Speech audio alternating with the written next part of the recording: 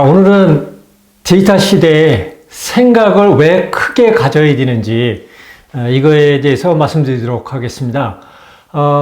작년 말에 페이스북이 12,000명을 해고하고 또 올해 들어와서도 마크 주커버그가 더 경비 절감이 있을 거다. 그래서 대량 해고를 예고했었죠. 마크 주커버그가 그렇게 이야기를 하면서 올해는 회사의 효율화가 가장 큰 과제다 이렇게 얘기를 했거든요. 그런데 지난주에 다시 만여 명을 추가로 해고를 할 거다 이렇게 발표하면서 마크 주커버그가 효율화라는 이야기는 한마디도 하질 않았습니다. 이제 정상으로 돌아온 거죠. 뭔 얘기냐면요. 지금까지 이제 5대 공화국이라고 그러죠. 마이크로소프트부터 시작해서 구글, 아마존, 애플, 페이스북은 이익을 위해서 일하지는 않았거든요. 그래서 재작년에 밀턴 프리드만의 기업의 목적은, 기업 경영의 목적은 주주의 이익을 최대화하는 거다. 이거에 대해서 이제 전문가들 사이에서 논쟁이 많았거든요. 주주의 이익을 추구하면은, 기업이 지속성을 가질 수가 없다. 그래서 밀턴 프리드만의 그 주주의 이익이 경영의 목표다라는 50주년을 맞이해서 논쟁이 있었는데요.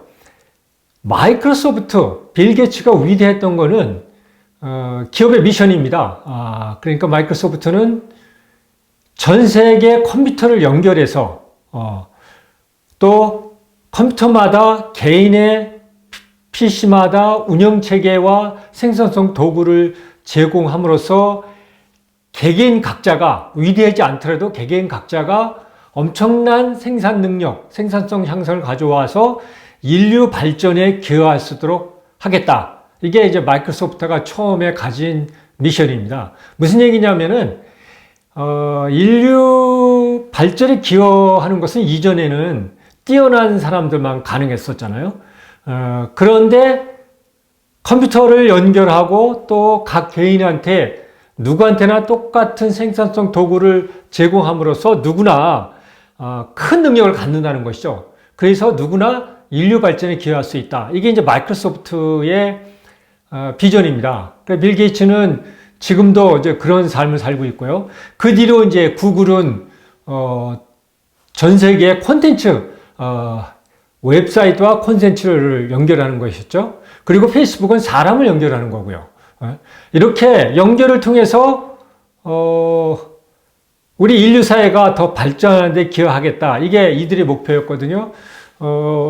그런데 작년에 이제 환율이 이자율이 올라가고 또 이 실적이 나빠지고 그러면서 이 큰 기업이 됐잖아요. 이 기업들이 큰 기업이 되다 보니까 밀턴 프리드만이 이야기한 주주의 이익에 대해서 고민을 너무 하게 됐죠.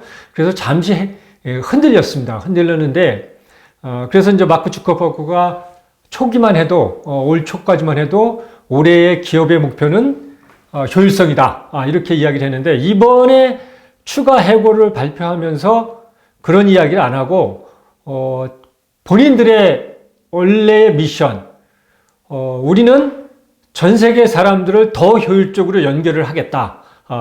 이 이야기를 주로 했습니다. 무슨 얘기냐면은 페이스북의 기업의 목표는 이윤이 아니라는 것이죠. 우리 인류가 더 크게 발전하고 직성을 갖기 위해서 우리는 전 세계 사람들을 더 효율적으로 연결할 수 있는 역할을 하겠다 이거죠. 그래서 이제 메타버스 같은 경우 단순히 가상현실로 들어가는 게 아니라 오프라인과 온라인의 연결의 효율성을 극대화하겠다. 이제야 감을 잡은 것 같아요. 그래서 이렇게 디지털 시대는 기업들이 단순히 주주의 이익이 아니라 왜 큰 생각을 갖고 비즈니스를 해야 되는지, 이게 이제 보여주는 사례인데요. 디지털 시대는 제가 이제 두 가지 프레임으로 이야기를 하고 있잖아요. 생산성의 질산부적 향상. 우리가 상상하는 것보다 훨씬 높은 생산성 향상을 가져온다. 그렇기 때문에 우리 개인들도 그만큼 생산성 향상을 가져온다. 그래서 생산성의 지수함수적 향상을 하나의 프레임으로 보고요. 두 번째는 커뮤니케이션 기술의 발달, 소셜미디어 같은 커뮤니케이션 기술의 발달은 정보의 무한 흐름을 가능하게 해서 권력의 하향화, 보통 보편화라고 부릅니다. 누구나 권력을 갖는, 대등한 권력을 갖는 권력의 보편화 현상을 가져온다. 그래서 권력의 하향화와 생산성 향상, 이 두 개의 프레임으로 가져가는데요.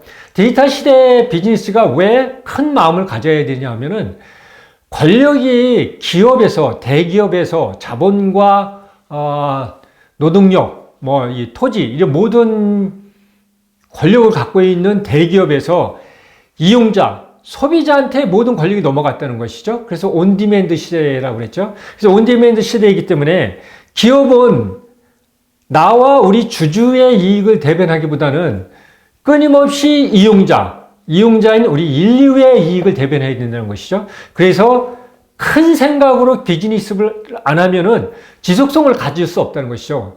운이 좋아서 성공해서 돈을 벌 수는 있지만 또 기업이 크게 시장에서 점유율을 가질 수 있지만 변화가 오면 또 새로운 기술이 들어와서 새로운 사업자가 들어오면은 금방 무너진다는 것이죠. 그래서 큰 생각을 가져야 된다. 그래서 큰 생각을 어떻게 가져야 될지. 그래서 오늘은 미국의 Singularity University, Singularity 대학이라고 있습니다. 정식 대학은 아니고 이제 기업이나 마찬가지입니다. 그래서 투자가이자 엑스 프로젝트 파운데이션이라고 이게 투자 경연대회죠. 그런 거를 읽고 있는 피터 디아만디스. 우리나라에도 저 책이 여러 번 베스트셀러를 했죠. 어번던스, 잉여라는 책과 또 볼드, 담대하게 도전한다. 이런 볼드, 이런 책들도 한국에서 베스트셀러가 됐고요. 그 피터 디아만디스하고 구글의 인공지능학자죠. 나이가 많으신 분입니다. 레이 커츠와이 두 사람이 설립한 Singularity University는 뭐냐면 두 사람이 실리콘밸리에서 워낙 영향력이 크다 보니까 주위에 이 유명한 사람들을 다 끌어들일 수가 있었죠. 그래가지고 이 Singularity 대학의 목표는 원래는 이제 10주간의 일종의 스타트업 인큐베이터 프로그램입니다. 10주간 동안 스타트업을 어떻게 해야 되는지를 팀이 참여해서 거기서 배우고 실험하고 이런 프로젝트거든요. 그래서 대학을 나오거나 이런 젊은 사람들도 참가하지만 기존 기업에 특히 스타트업에 이런 팀들이 여기 참여하고 이런 프로젝트입니다.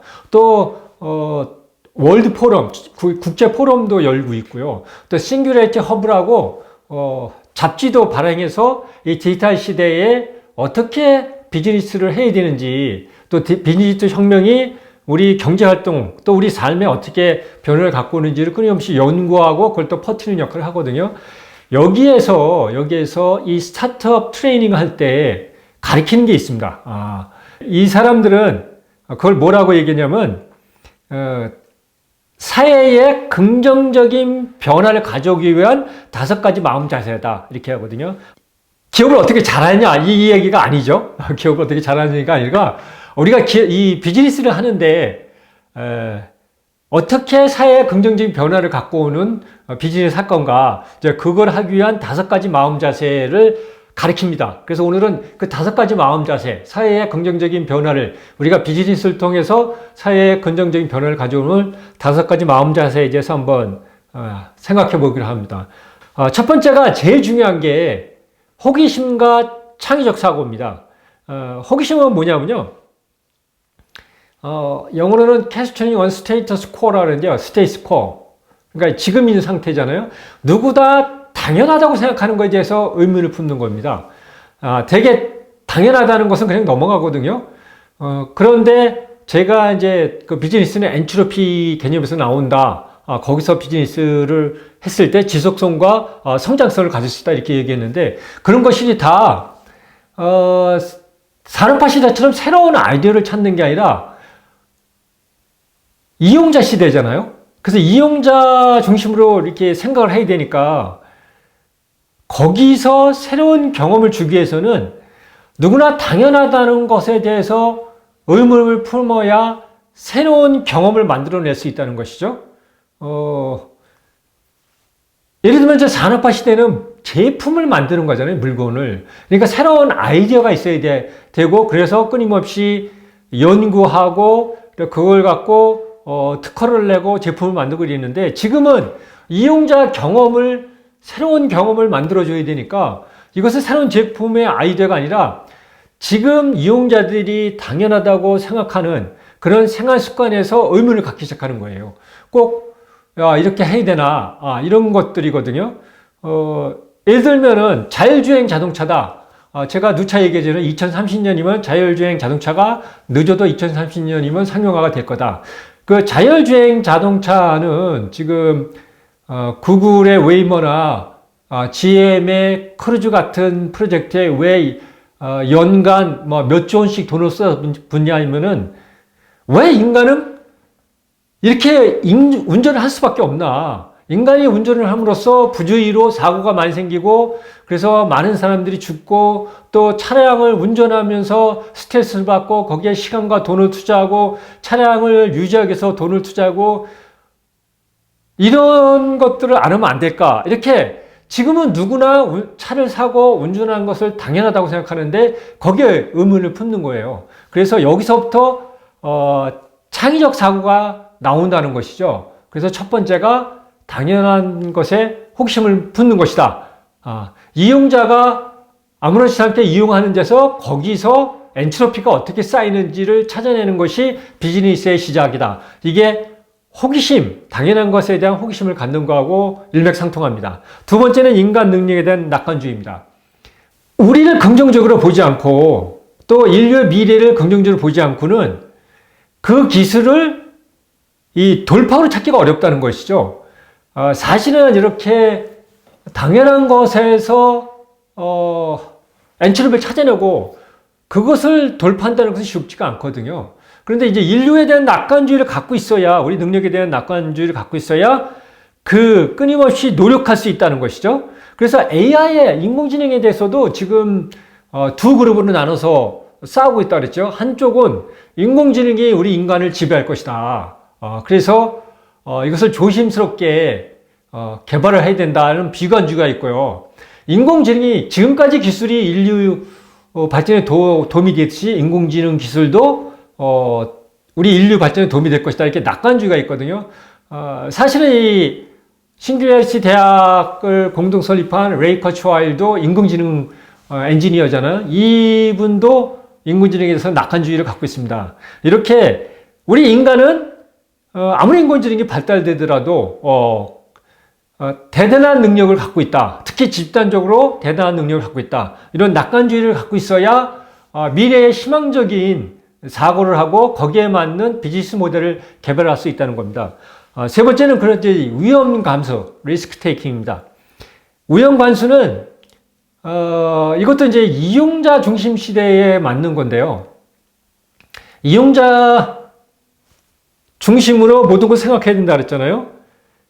그래서 이용자는 지금 불편함을 느끼지만 뭔가 불편함을 느끼지 않지만 뭔가 자꾸 생활을 하면서 환경 변화와 기술 변화가 있기 때문에 거기에 엔트로피가 쌓이기 시작합니다.